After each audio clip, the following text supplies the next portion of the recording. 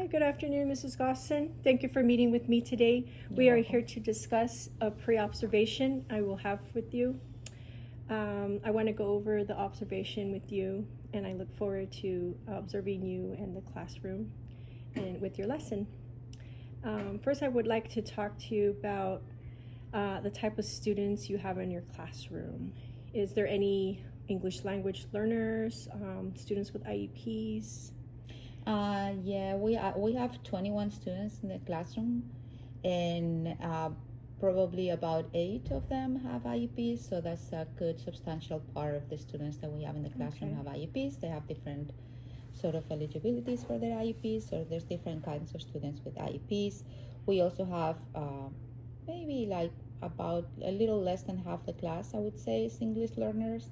We have different kinds of English learners. We have, most of them are Spanish speakers, but not all of them. We also have some Vietnamese speakers. We also have Farsi speakers.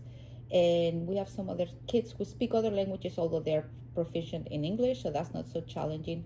But especially for students, I speak Spanish, so with the Spanish-speaking students, it's not so hard for me. But for students who speak like Farsi or Vietnamese, it's difficult because communicating with them and with their families is a challenge sometimes. Okay.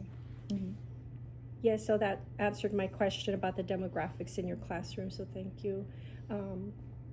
So I'm glad to hear that you are incorporating the cultures in your classroom, and it definitely helps me to learn more about your students that you work with in the classroom.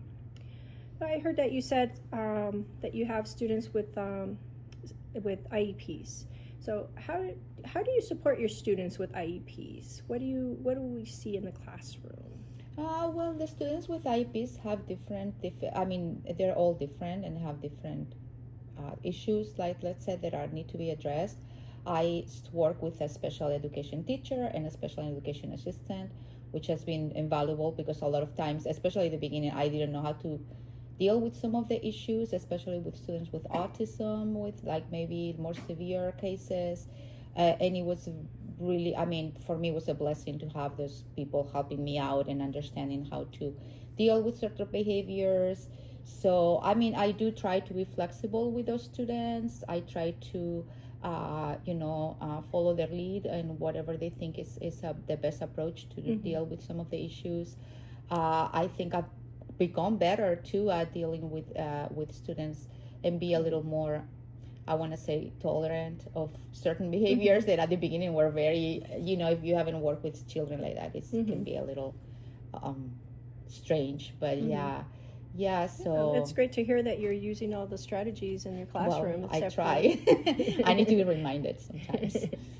Okay, so how do you model the lesson? So the lesson that I'm going to be observing, what type of lesson is it going to be?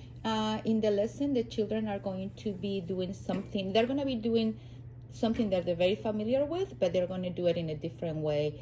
They are very familiar with recognizing their name and matching the letters of their name. I have a little envelopes that they have to match the letters that are inside the envelope with the letters that are on the envelope, which are their names. But this time they're going to have to do it with their friends' names, which is like a different kind of, it's the same thing, but a different thing. So they need to, recognize that those are their friends' names. They are gonna, some of them have pictures, so they will be able. So those would help with the students that have like English language learners, or some English language learners. Also, some students that still have not learned to recognize all the friends' names, or they have a problem with beginning sounds, or when students have the same beginning sound in their name and it's hard to tell which one is which. So yeah, they can use like the pictures. They can use the envelopes with their names. I will be there to assist them in case if they have difficulties. And a lot of times when there's working small groups, even the children help each other in doing that. Okay. Well, I look forward to looking at your observing your lesson. Thank you. Thank you very much.